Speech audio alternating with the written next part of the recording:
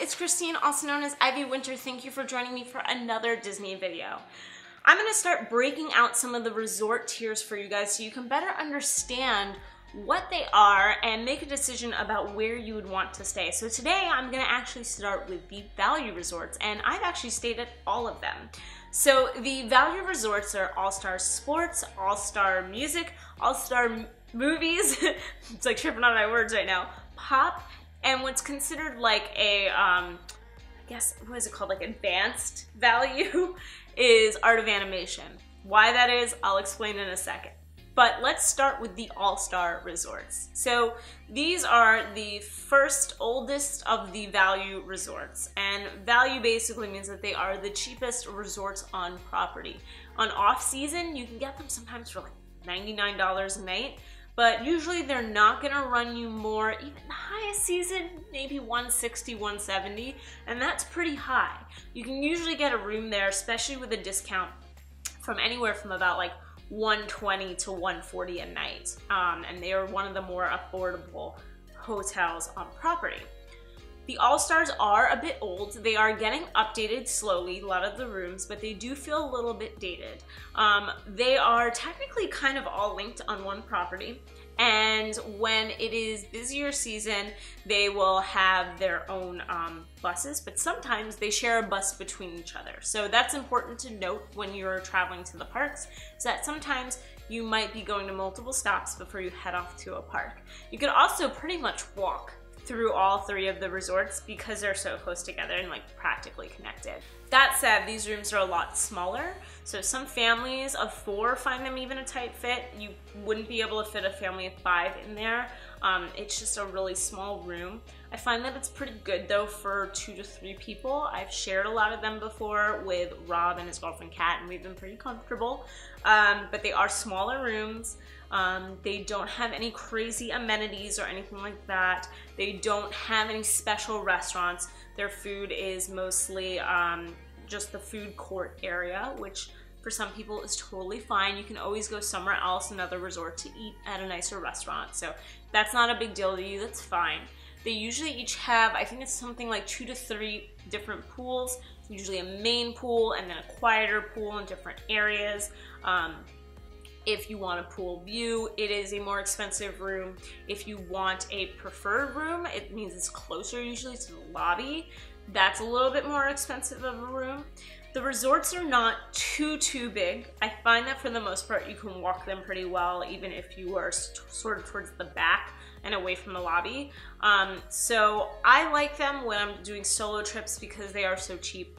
And for me, I just like a roof above my head. I think they're really good for the budget conscious family if you can deal with the smaller rooms. It might be hard if you're a family of like, it's 2 of you and you've got like adult kids, that would be a little rough. But if you have younger kids, you'll probably like it. You have the oversized designs and decor all around the resorts, which is really cool and feels very Disney.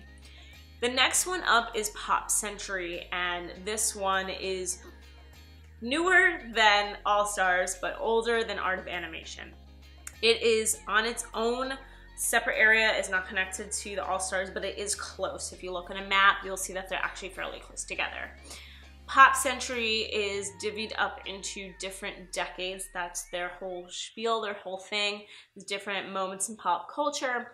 So that also is getting renovated. The 50s area right now, I believe, is getting renovated. So those rooms are gonna slowly become new as well, but are also feeling a little bit dated, I will say that. Pop does, to me, have a nicer food court. I like the food there a little bit better. I think that's just an opinion. I'm sure people feel differently, but I like their food court better than All-Star. But they're very similar to All-Stars. Their rooms are just a smidge bigger than All-Star rooms, but I would say as far as a hotel goes, they're incredibly similar in theming and in style. Then next is Art of Animation, and you might ask why I said that it was a bit more of like almost an advanced or, you know, next tier up value. Well, that's because a lot of the rooms are actually suites. So there's the Little Mermaid section, which is regular rooms that have, you know, your 2 beds, similar to Pop's rooms, similar to All-Stars rooms, smaller and less expensive. but there are also suites. There are Cars suites, Lion King suites, and Nemo suites. And this is great for bigger families who need that extra space. It has that kitchen area if you want to be making your own food, and in general is a lot more new, cleaner, brighter. It's just a newer resort. It's actually across a lake from Pops. You can walk to each resort from there. So if you're staying in one and you want to check out another for maybe a future date, you can very easily walk across the lake and check it out, which is really cool. Art of Animation, I find, gets a little bit pricey, especially for the suites. You're looking at a price that can be the equivalent of a moderate resort. For me, at least myself, I like the idea then of just going to a moderate resort. However, that's their suite prices, which gets you more than a regular moderate room. So again, it really depends on what your family needs. That might actually make more sense for you to spend the $230 on a suite than the $230 on a standard room at, say, French Quarter. All of these resorts are the lower price level at Disney, very brightly colored, very brightly designed, really good for young kids, I find. I think that's really a prime just appeal to them, as a lot of the decor.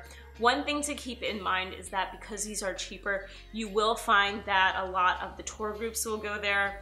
When there are sports teams, they will normally stay at All-Star Sports or one of the other All-Stars because it is so cheap for them to get big rates for like bigger groups. So if that's something that might turn you off, you might want to stay away from them. I think for the most part, they do what they do. They get you on property so you can use that transportation. I think they're really great for that. They're not super fancy. You're not gonna have crazy amenities. There's no gyms, there's no fancy restaurants. But I think if you really wanna spend less money but have the opportunity to stay on property, you know, have the benefits of transportation as well as all the other amenities that come with that, then I think that they're great. And I think it's a really great place to stay if this is your first time and you're trying to cut costs and you're really trying to stay on a budget. I think they're still completely fine. They are definitely nicer than some of the cheaper low-end hotels that you'll find off property for sure. Like I said, they're a little bit dated. I haven't ever had too much of a problem, but I also know that Disney is super accommodating. So if you go into a room and you're like, this room is too old, something's not working, something's wrong, they will find you another room. They definitely will. They are known for that customer service, so I think it's worth staying there. I'd love to know if you have stayed at any of the values before and what you think. Which ones are your favorite? Personally, I am actually a pretty big fan of Art of Animation. I enjoyed it quite a lot when I stayed in the Little Mermaid room. But I think Pop is a great one as well. And if you are planning a trip and thinking about them and there's a specific question that you have, just let me know in the comments below and I will definitely respond with an answer. The next part of this series will be delving into the moderates, which is honestly kind of my favorite tier of hotels. I mean, everyone loves a deluxe hotel, don't get me wrong, but I think the moderates have a lot to offer for the smaller price than deluxe, but we'll talk about that in the next hotel video that I do. But hopefully this helps with your planning. If you like this video, then like it. If you like me, then you should subscribe, especially if you want to see future videos about the moderates and the deluxe and even camping on Disney property, then you should definitely subscribe so you know when those videos come out. Thank you so much for watching. I always appreciate it, and I hope you guys have a great rest of the day. Bye.